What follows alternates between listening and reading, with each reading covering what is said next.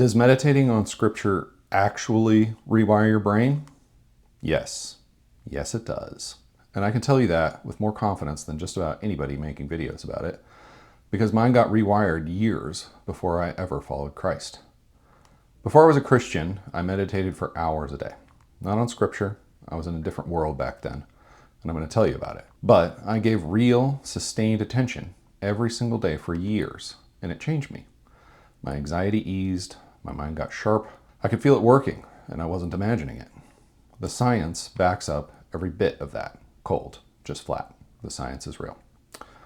So when someone asks me whether giving your attention to God and His Word can change you, right down to the wiring in your brain, I don't have to guess. I know that the answer is yes. And here's what I most want you to see. A rewired brain is a doorway. And what it opens to is so much bigger than a sharper mind or calmer day. So let me show you both. The real science, the part that's actually solid, actually true, none of the hype that the internet is selling you, and then the thing that it was pointing me toward the whole time. Let me start with what's real, because it's more solid than what most people think.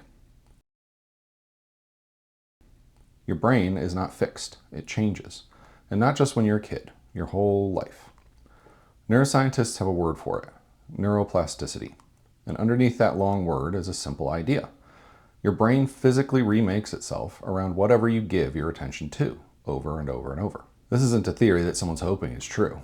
Scientists have watched this happen over and over and over. Researchers took a group of adults who had never juggled, they had them practice for a few months, and then scanned their brains before and after. The scans changed. Real gray matter, grown in the region that tracks motion, because they'd spent those months paying attention to a ball in the air.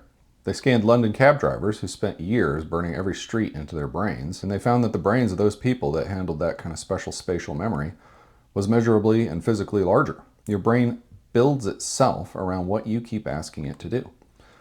Now hold those two facts next to each other. Meditation is sustained attention, holding your mind on one thing and bringing it back when it drifts over and over. And your brain remakes itself around whatever you give sustained attention to. So the answer writes itself. When you meditate on scripture, when you take a verse and turn it over and hold it and come back to it morning after morning, you are physically shaping your brain around the Word of God. That's not a stretch, that's not hype, that's just what attention does. Running its normal course aimed at the best possible thing, aimed at the Word of God. And here's what almost nobody stops to notice. You're already doing this all day long. You're always turning your attention to something. Your attention is always resting somewhere, on the argument that you can't let go of, the worry you keep circling back to at 2 a.m., the phone in your hand. And whatever you keep returning your attention to is quietly building the person that you're becoming. That's not a spiritual claim, that's just how our machinery works. Which means the real question was never whether meditation shapes you. It has always been shaping us. The only question biblical meditation asks is, what if you aimed it on purpose? What if the thing you kept your mind coming home to day after day was God and His Word? I felt the power of this myself, long before I understood a word of the science. When I started meditating hours a day for years, my mind genuinely changed. I was steadier, sharper, harder to rattle. It was real. A lot of Christians get nervous and want to insist that meditation does nothing at all. It does plenty. It's one of the most powerful things you can do with a human mind. And one more thing I love about how God built this. When those jugglers stopped practicing, the changes faded in their brains. It's not a trophy you win once and set on a shelf. Your brain is a garden. It stays alive because you keep tending it, which, if you know anything about walking with God, sounds exactly right. You don't arrive, you abide. Now let me tell you about Andrew Newberg. He's a neuroscientist, and he did something almost nobody in this entire conversation, this neuroscience conversation, bothered doing. He studied praying Christians, not meditation in the abstract, not monks on a mountain, believers in prayer with a brain scanner running. In one study, he scanned a group of Franciscan nuns while they prayed. And the kind of prayer that they were doing mirrors what I advocate for scriptural meditation. And they were praying just like they did every day of their lives. And he watched their brains light up. The attention centers were firing, real measurable increases in blood flow, right where you'd expect when a person gives something their whole focus. It wasn't a metaphor, it was happening in a scan in real time. These women turned their minds, their attention to God, and you could see it on the brain scans. And here's the detail about that story that I love the most. The prayer he studied wasn't silent, blank, empty your mind prayer. It was verbal. These nuns were quietly repeating a phrase, murmuring it, turning it over and over under their breath, dwelling with it, which is exactly, and I mean exactly, what the Bible has been describing as meditation for thousands of years. The Hebrew word that we translate as meditate in Joshua, in the Psalms, and other places is hagah. And hagah has nothing to do with emptying your mind.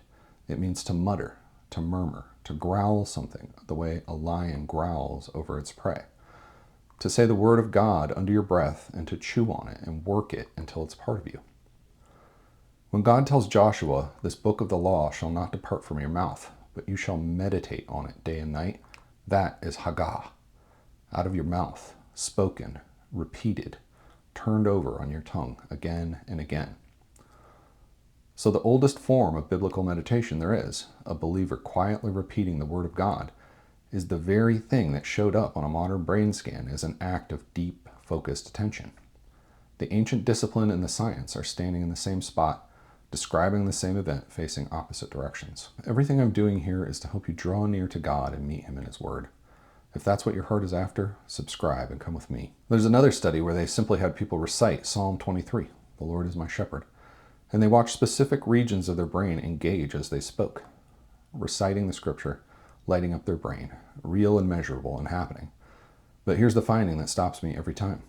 When people pray, the brain reaches for the very same circuitry it uses when you relate to another person. The wiring you use to know someone, to be with someone, to love someone, that is what comes online when you pray. Think about that. Your brain is treating prayer exactly for what it is. It's not a technique. It's not a mental exercise. It's a relationship. You and another person, the person of God. And the wiring of love is lighting up between the two of you. Now, I've been saying meditation this whole time, and I know that word carries a lot of baggage for a lot of Christians. So let me tell you exactly what I mean by it. It really truly is as simple as this: keeping your mind and attention fully on one thing and returning your attention to it when it inevitably gets distracted. And the thing we keep our mind on is God and His Word. That's it. That's the whole discipline of meditation for Christians. Biblical meditation is a filling. You take the Word of God, a verse, a promise, a character of God Himself, and you fill your mind with it, and you hold it there. And when your attention wanders off, and it will, again and again, you just bring it home, gently, no scolding, just returning 100 times over. That's the whole thing. That is Christian meditation. You'll hear a lot of noise out there about meditation meaning you go empty, you blank yourself out, you dissolve into nothing. What Scripture describes is the opposite kind of thing from that. You go full of the Word, full of the truth, full of God, until He's the only thing that your mind rests on when everything else falls away. And I want to say this plainly because it matters. This is not for spiritual elites. You do not need a special temperament or a mountain cabin or 20 years of training. You're not too distractible for this. Your wandering mind is not a disqualification. The returning, bringing your mind back to the Word of God, back to God again and again, is the whole exercise. If any of this Christian meditation stuff ever starts to feel mystical or complicated, come back to that one sentence. It's just keeping your mind on one thing, and that one thing is God. There's a line in Paul's second letter to the Corinthians that the neuroscience is only just getting caught up to. He says that when we behold the glory of the Lord, we are, his word, Paul's word, transformed into that same image from one degree of glory to the next. Beholding, looking, giving your attention to something, and being remade by what you keep looking at. That is neuroplasticity, written down 2,000 years before anyone had a scanner to prove what it was. Paul knew what the modern science is only now catching, that you become what you behold. He just took it somewhere no brain scan will ever follow. Because if you only take this as far as the brain, you've stopped in the doorway and you never walk through. The same attention, the one reshaping your gray matter, does something to the whole of you. Start with your mind. When you train your attention on the Word of God day after day, You're building something most of us have quietly lost. The ability to hold your own mind, to catch a thought as it comes, to weigh it and decide whether it's true, instead of getting carried off or dragged off by whatever happens to be loudest in your mind. Fear, temptation, endless noise. Scripture slowly becomes the thing everything else gets measured against. And over time, you get a quieter, steadier, harder to shake mind. You keep him in perfect peace whose mind is stayed on you, Isaiah says. A mind stayed on God, that's a mind you can actually live inside of. And then there's your body. And this one surprises people. When you stop striving and you hold your attention on God, your body settles. The fight or flight drains out of you. Your breathing steadies. The tension you've been carrying, sometimes for years, begins to let go. Your body calms because your soul is resting in the presence of God, and the body follows the soul. You start to inhabit a kind of rest that you may have forgotten was even on the menu. Come to me, all who labor and are heavy laden, and I will give you rest. He meant it. Down to your nervous system, he meant it. And then your soul. This is the one that matters the most, and the one no brain scan will ever fully hold. When you give God your sustained attention, Scripture stops being words on a page that you're trying to get through. It becomes a living address. God meets you in it. He searches you. He comforts you. He corrects you. He turns you back toward himself. The whole of you, mind and body and soul, turn toward God, and God drawing near in return. That is what this is for. That's the entire reason I do any of this. The rewired brain is real. It's good, but it's the smallest part of it. The brain change is the doorway. Communion with God is the room. And notice who's doing what in all of this. You are bringing the attention. You show up and you hold your mind on him. You come back when you wander. That part is yours, and it's work, and it's hard to do. I admit it. I still struggle with it many times. But the meeting, the nearness, the comfort, the change that goes all the way down to your neural circuitry, that is God's. He gives it. You just put yourself where it's given so that he can do the work that only he can do in you. I told you at the start of this video that I got the rewiring before I ever followed Christ. Let me tell you the rest of that story because it's the reason that I can tell you all of this with so much certainty.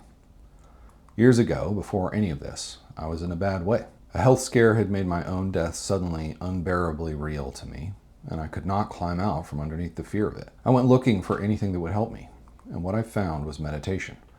It was the mindfulness kind, and I went all in, hours a day, for 2 years. It was the center of my life. And it worked. It did a great deal for me. It eased my anxiety, my patience grew, my mind got razor sharp. But here's the thing that matters. When I finally turned that same attention, the attention I'd spent years building toward Christ, toward his word, everything changed. Not just in my brain this time, not just me, not the wiring, but underneath the wiring, the man. I was forgiven, found. I was brought home. What all those years of meditation did was build the kind of attention that could be present to God when God decided to meet me. I brought years of trained attention. He brought himself. And the second one is the part that saved me, God bringing himself to me. And that's what I want you to hear. The rewired brain is a doorway. It's the path. It's not the destination. It's not where you're going. So, does meditating on Scripture rewire your brain? Yes, genuinely, measurably, wonderfully yes. And it's real, and it's good, and it's worth knowing. And it was always just a doorway. Give God your attention, and your brain will change the way anything you love and return to changes you. Let that be true, and then walk on past it, because what's waiting on the other side is not a better, sharper, calmer version of you. It's God himself. So give him your attention. Give it to him because he is worth all of it. The clearer mind, the quieter body will come along the way. They're gifts on the road, and they're real gifts. And the road is going to lead you to him, and that's why you go. Start small, 1 verse, 5 quiet minutes tomorrow morning. Hold your mind on it, bring it back every time it wanders, and give that returning to God. Your brain will do what brains do, and God will do what only God can do. Come and see. If you do want to start meditating on Scripture, I've made a video that walks you through the whole method, step by step. It's called How to Start Meditating on Scripture. I'll put a link for you here. Before you go, everything I'm doing here is to help you draw near to God and meet him in his word. If that's what your heart is after, subscribe and come with me. And at restoringmeditation.com, you're going to find structured guides and teachings to help you build this discipline into your life. God bless you. Thank you for watching.